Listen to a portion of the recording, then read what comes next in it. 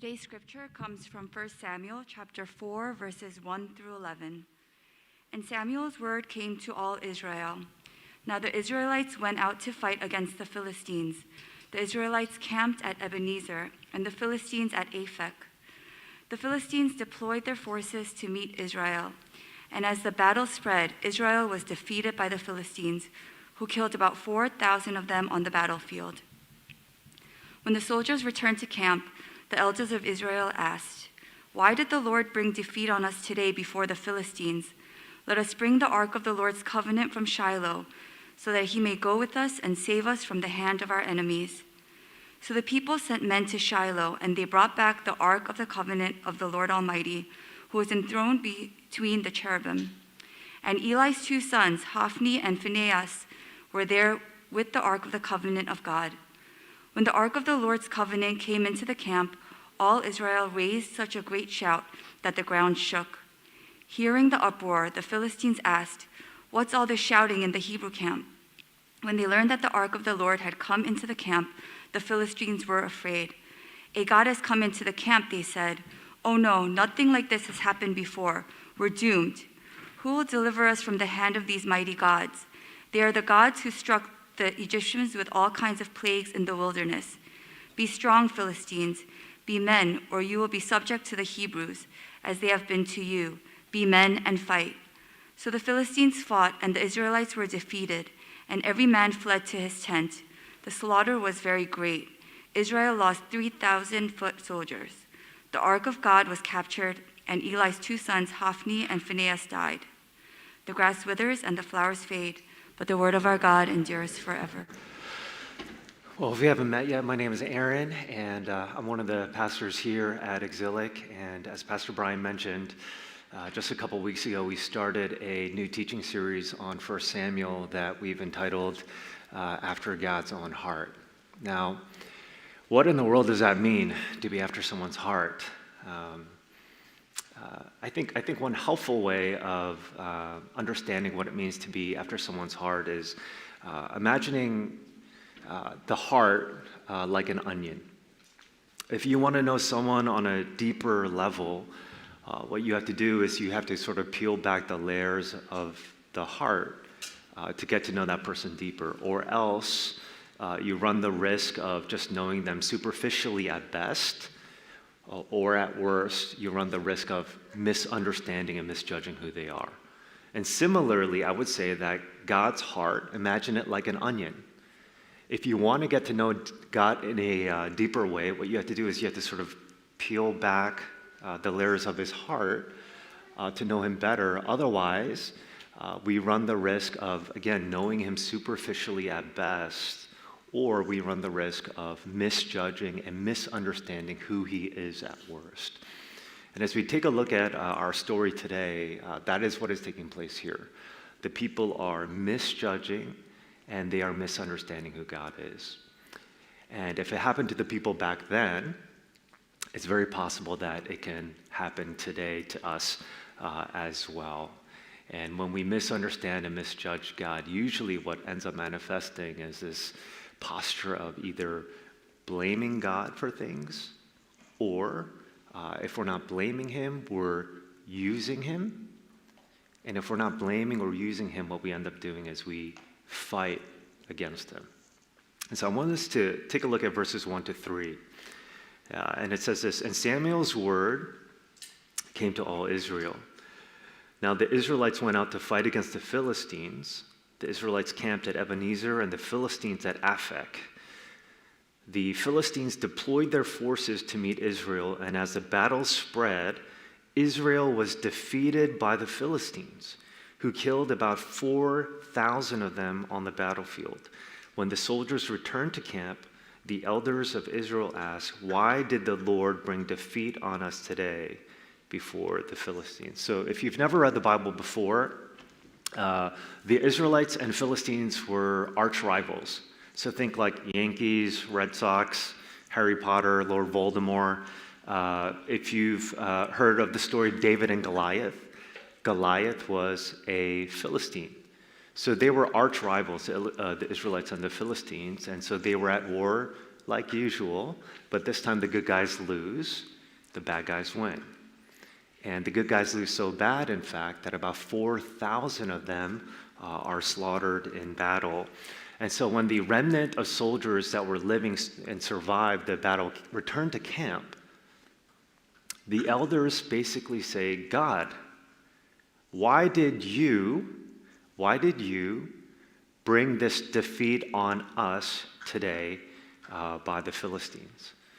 And the reason why the Israelites blame God for the defeat that took place is because they presuppose that if they believed in God, they deserved and were entitled to have everything go their way. So when things go sour and things go bad, what is the first thing that they do? They blame God. Despite the fact that they never saw God as to whether they should attack or not, they never sought out Samuel's advice, and that they initiated this battle on their own, they still blame God anyway. And I just wanted to share two thoughts on this. So on the one hand, whenever we experience difficulties, hardships, suffering, and pain, there are times where you have to know that when you experience bad things in your life, that it is not your fault.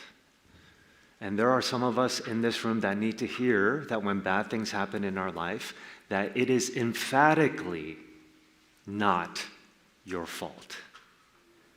On the other hand, there are times when bad things do happen in our life, pain, suffering, trials, hardship, where we also have to know that sometimes it is our fault. And typically what happens when we dig our own grave, due to our ego, our pride, and our blind spots, which we all have, typically what happens when we dig our own grave is that we cast blame on other people for what is taking place in our life. And this blaming gene is thick in our blood. In fact, it goes all the way back to Adam and Eve. What does Adam say in Genesis 3? God, the woman you put here, she made me do it. And what does Eve say? The serpent you made, it made me do it. So this idea of casting blame, it is thick in our blood, this DNA. John Stott, he says, we have a fatal tendency to exaggerate the faults of others and minimize the gravity of our own. We have a rosy view of ourselves and a jaundiced view of others. Carol Dweck, who many of you might be familiar with, she's a psychologist and a professor at Stanford. In her very influential book, Mindset, Dweck says that John Wooden, the legendary basketball coach, says, you aren't a failure until you start to blame. What he means is that you can still be in the process of learning from your mistakes until you deny them.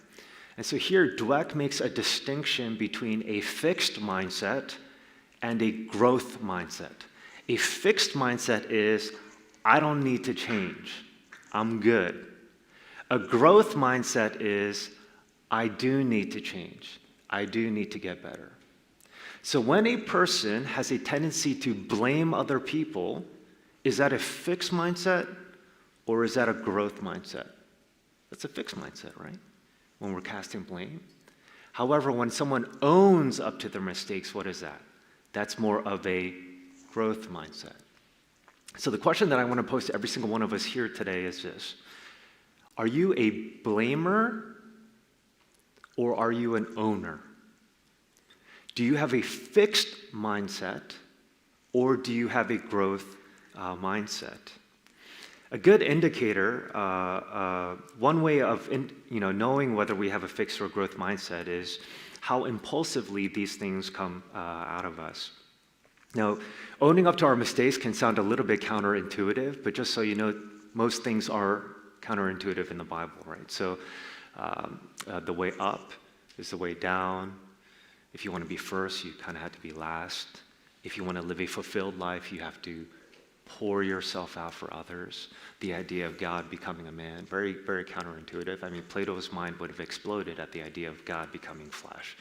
So most things in the Bible are counterintuitive. And similarly, I would say that the idea of owning up to our mistakes versus blaming others is also counterintuitive. But if you want to be a real leader, the first thing that you have to know is that the best leaders are lead repenters. They are not the last to apologize, but they are the first to apologize. They don't cast blame, but they own it. I was listening to a talk that one pastor was giving to other pastors, and he said, "Hey guys, I know that you can preach, and I know that you can teach, but can you apologize? Because that is the mark of a great pastor." So let me just turn the tables around to you. You might have a good resume, you might be good looking, you might be good financially, but question, are you good at apologizing for your mistakes? Are you more of a blamer, or are you more of an owner when you make mistakes? Which would you say you are? The Israelites here were not owners. They were blamers, and the person that they blamed was God. But they were not only blamers of God, but they were also users of God as well. So take a look with me at verse 3b. And it says, "Let us bring the ark of the Lord's covenant from Shiloh, so that he may go with us and save us from the hand of our enemies." So here we have a description of what a mention of the ark of the Lord's covenant. We have a quick video that sort of gives you a visual of what the ark looked like. It was 2 by 3 by 2, and this ark was, covered in gold, and it was located inside the tabernacle. So, what's the difference between a tabernacle and a temple? Temple's like a big structure, stationary, can't move it. Tabernacle is like a temple on wheels. Big tent, you can move it around. The Ark of the Covenant was located deep inside the tabernacle, and the high priest could go inside the tabernacle only once a year.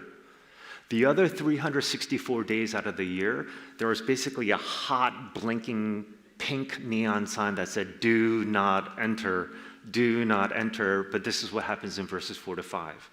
So the people sent men to Shiloh, and they brought back the Ark of the Covenant of the Lord Almighty, who is enthroned between the cherubim. And Eli's 2 sons, Hophni and Phinehas, were there with the Ark of the Covenant of God. When the Ark of the Lord's Covenant came into the camp, all Israel raised such a great shout that the ground shook. So basically what happens here is, despite the fact that no one is allowed inside the tabernacle, some men casually walk in, they pull the ark out, and they bring it to camp. Because this ark symbolized the presence of God. And in their heads, if we bring the ark out to fight with us, we will win. So their mindset was this: if we do this, God has to do that. And so what they were doing is they were using God for their own agenda and their own purposes. Instead of seeking God and listening to God, they were using him for their own purposes. John Tyson, in his book, The Burden is Light, says this: Christianity is not primarily a plan of protection against the brokenness of the world, but a relationship with Christ in the midst of it. When we confuse those two, we end up using God as a kind of genie to ward off our existential angst. It's amazing how often this sort of thinking makes its way into our lives. We have been taught that giving God 1/10 of our income will fend off financial disaster and bring in blessing.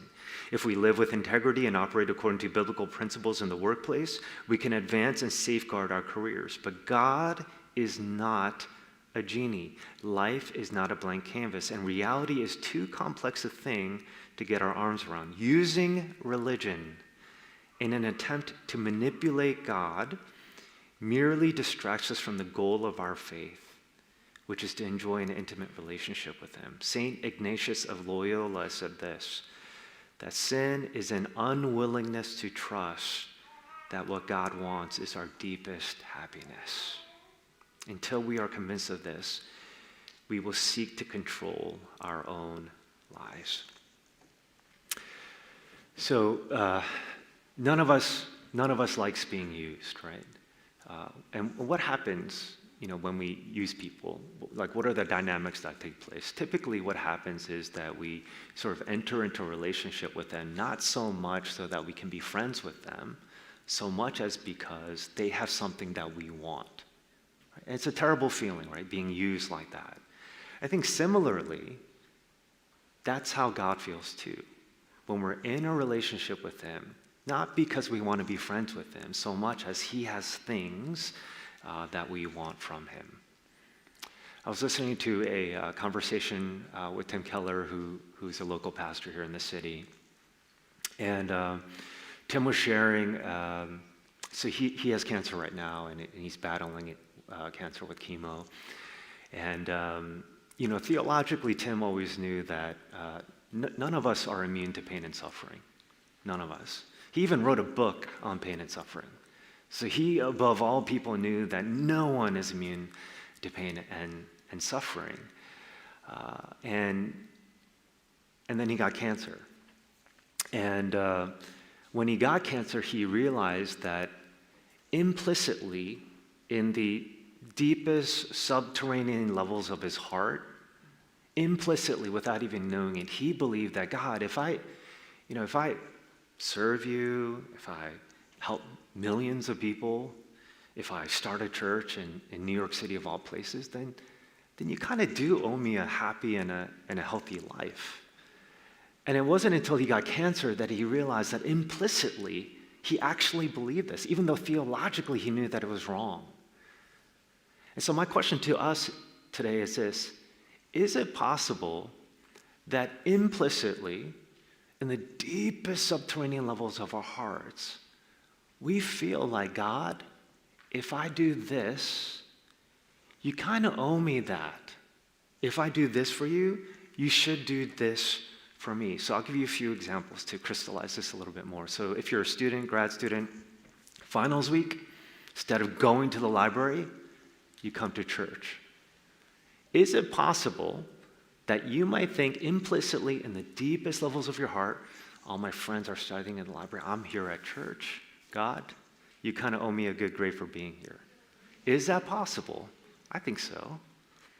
Is it possible that you are here today at Exilic, not primarily to meet God, but to meet your future spouse, right?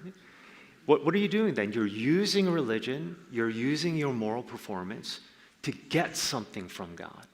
Sometimes couples, when they're first dating, because, what do you do when you're first dating? You put your best foot forward, right? So you want to impress the other person, maybe even spiritually impress the other person. So you'll say something like, hey, you want to start praying together? Or should we read a good book together?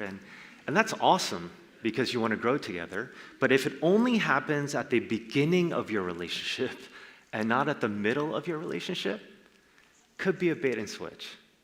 Could be you using religion, using your moral performance to get something that you want. Same thing with work, right? You act ethically with integrity. You don't gossip by the water cooler. You don't use a company credit card on wrong things.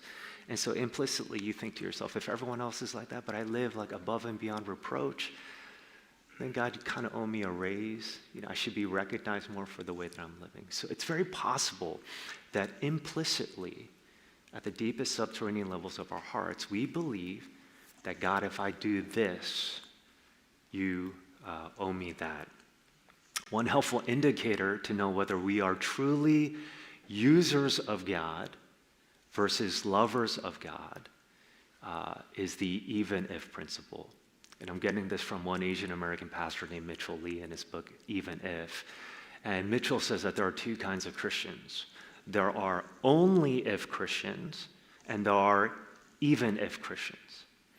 And only if Christian says, God, I will follow you, come to church, go to CGs, give offering, only if you do this for me. You get that for me, you provide this for me. And even if Christian, however, says, God, even if you don't give me that, or you get me this, or you do that, even if you do that, I'm not going to ghost on you.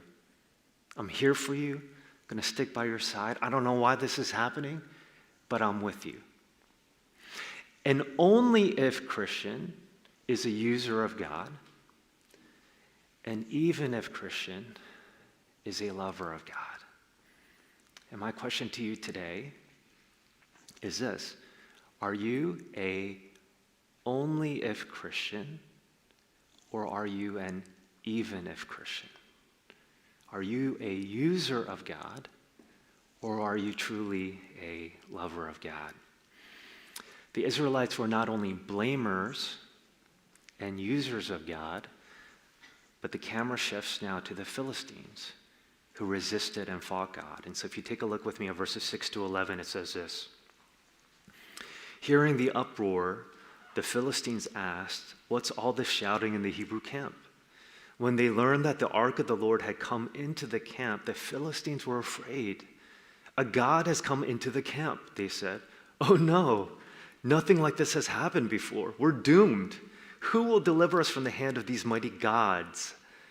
They are the gods who struck the Egyptians with all kinds of plagues in the wilderness. Be strong, Philistines, be men, or you will be subject to the Hebrews as they have been to you. Be men and fight." So the Philistines fought, and the Israelites were defeated, and every man fled to his tent. The slaughter was very great. Israel lost 30,000 foot soldiers. The ark of God was captured, and Eli's two sons, Hophni and Phinehas, died. Interestingly enough, the Philistines had heard stories about what took place, what happened to the Egyptians like 200, 300 years ago. So apparently the Exodus story, despite being 200, 300 years ago, kind of went viral in the Mediterranean world. But despite the fact that the Philistines were hearing these stories and even fearing these stories, they still muster up the courage to fight against God. And you know what's interesting here? They beat God, at least in their own eyes. This time, they don't only wipe out 4,000 men, they kill 30,000 men. Furthermore, they not only kill 30,000 men, but they capture the ark. They take God hostage into their camp, and they win, at least in their own eyes. But if you take a look at the next two chapters, chapters 5 and 6, what ends up happening is that when they bring the ark into their camp, God's presence, as it were, their idols start falling to the floor on their own. People start dying left and right. And God's presence in their life is so unbearable that just 7 months later, they return the ark back to the Israelites with gifts. Like, they don't want it anymore, so they bring it back. But you know what's even more fascinating? So obviously, like, what's happening here is like holiness can't be in the presence of unholiness. Light can't be in the presence of darkness, that kind of thing. But what's interesting is that when the ark is returned to the Israelite camp, the same thing starts happening. The Israelites now start dying left and right. Isn't that interesting? And I think what the Bible is trying to depict here of humanity is this: there are no good guys and bad guys. We're all enemies of God. We're all unholy. Whether you're a Philistine, an Israelite, American, millennial, whatever you might be, we are all enemies of God because none of us are as holy as we ought to be. So whenever anyone asks the very profound philosophical question, why do bad things happen to good people? You ever hear that question? Great question. Super profound. Why do bad things happen to good people? This is the question that the Israelites were asking. Why would God bring defeat on us when we're the good guys and they're the bad guys? They were asking the exact same thing. Why do bad things happen to good people? You know what the Christian answer, the biblical answer for that is? It's only happened one time in history, and that was 2,000 years ago, when the good man, the God-man, died a death that he did not deserve. It's only happened one time in history. And he did it for us. And this is what the gospel is about. So let me do my best to flesh this out for us. Brene Brown, is an author. Many of you might know Brene Brown, and she was sharing this humorous story about how she is far more of a blamer than an owner. And she shares a story of where she was having her second cup of coffee early in the morning. Bright pink sweater, bright white pants. Coffee filled to the brim. And as she's about to drink it, she drops it by accident, crashes into 1,000 pieces on the kitchen tile floor. Brown coffee splatters all over her pink sweater, white pants. And within half a second, the first thing that comes out of her mouth is, "Damn it, Steve." You know who Steve was? Her husband. Night before, dude loved playing water polo. And she told Steve, "I want you home by 10 p.m. because you know that if you're not in bed with me, I can't go to sleep." But what does Steve do? Comes home at 10:30 p.m. Therefore, Brene doesn't get a good night's rest. Therefore, she needs a second cup of coffee when she ordinarily only drinks one coffee. Ergo, all Steve's fault. She calculated that within half a second. Damn it, Steve. That is how natural it is for us to do that. Now, I think every one of us in this room, if there's one thing that we hate it when we are blamed for something that we did not do. My daughter was just blaming me for something this morning, right? We hate it when we get blamed for something that we did not do. So I want you to imagine a scenario, though, where Steve, even though he wasn't even there, that day when Brene spilled the coffee because he was at work, I want you to imagine a scenario where Steve willingly takes the blame so that she could be guilt-free. He willingly accepts it, even though he didn't do it. That'd be crazy. Because it's the one thing that we hate, right? When we're blamed for something that we didn't do. But imagine a scenario where he willingly takes the blame for something someone else did. If you can understand that concept, you have half a picture of what the gospel is. When Jesus willingly took our blame for something he didn't do. He takes our sin, takes our curse, takes our punishment. It's on me, it's not on them. He owns up to something that he didn't even do. Now, if you can understand that, you know half the gospel. But here's the other half. Because Jesus doesn't cast blame, he takes it. But he not only takes our blame, but he gives us credit. So let me flesh this out, the other half. Years ago, my wife's boss was working on a big project, traveling all over the country. He finished the project after months. And his superior sweeps in, and the guy takes all the credit for the work that he did. He's like fuming. And so he says to himself, "All right, it is what it is. I don't really care. At least I got like points out of all the traveling and stuff like that." But somehow the boss, his superior, finagled it in such a way where he even stole the points. I still remember this because he was using like super colorful language to describe how he felt. And he was so upset because why? Someone sweeps in and they steal all the credit for the work that he did. Now imagine this. Now imagine someone not stealing your credit away for the work that you did, but giving you credit for the work that you didn't even do. And that's also what Jesus does for us. You didn't live his life. I certainly didn't live his life. But he deposits it into our account and says, "I'm giving you credit. I'm not going to steal it. I'm going to give it to you." What Jesus does is the exact opposite of Adam and Eve.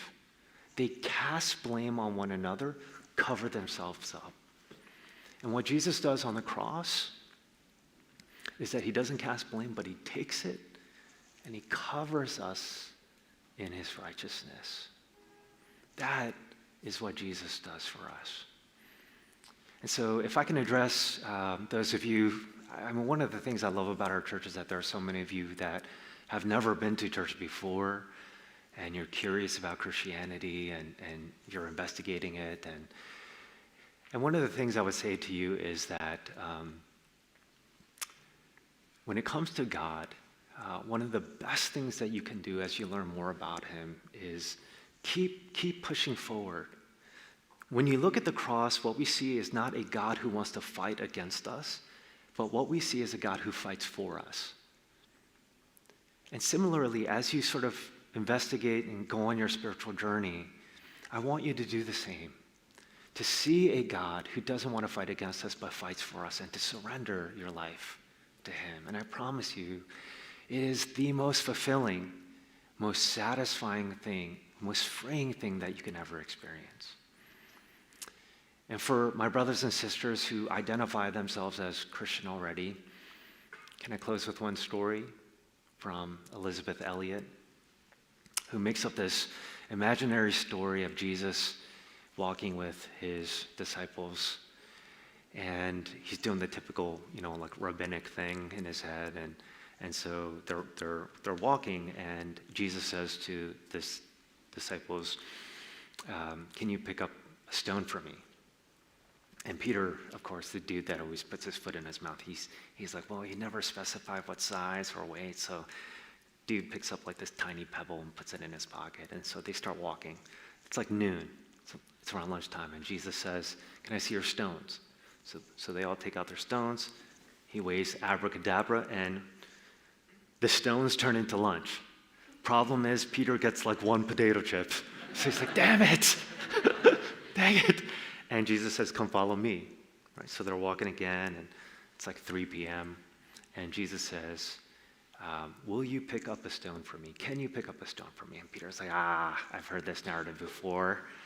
So he picks up like this mini boulder, like cross-fitting it around the Sea of Galilee. And it's like hours of just carrying this mini boulder. And Jesus says, around dinner time, throw it into the lake. So Peter takes it and throws it into the lake. And Jesus says, "Follow me." And Peter thinks to himself, wait, what? He's like, "Where's dinner?"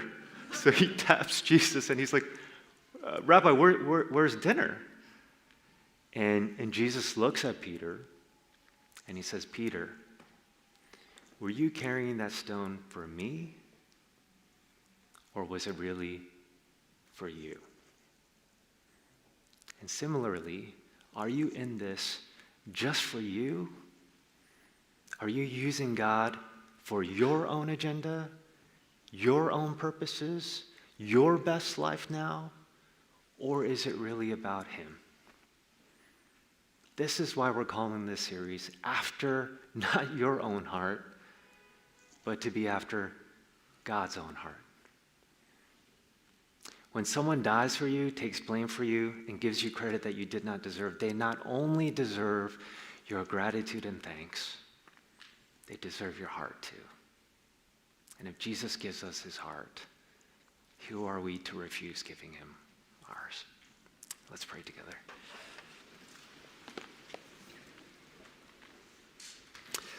Lord, I'm reminded of the prophet Jeremiah when he said that the heart is deceitful above all else, and that we are not to trust our feelings at times.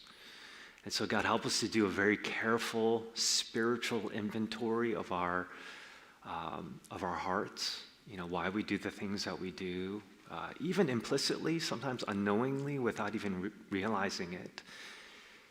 God, carefully, surgically expose those things and purify why we're in this to begin with.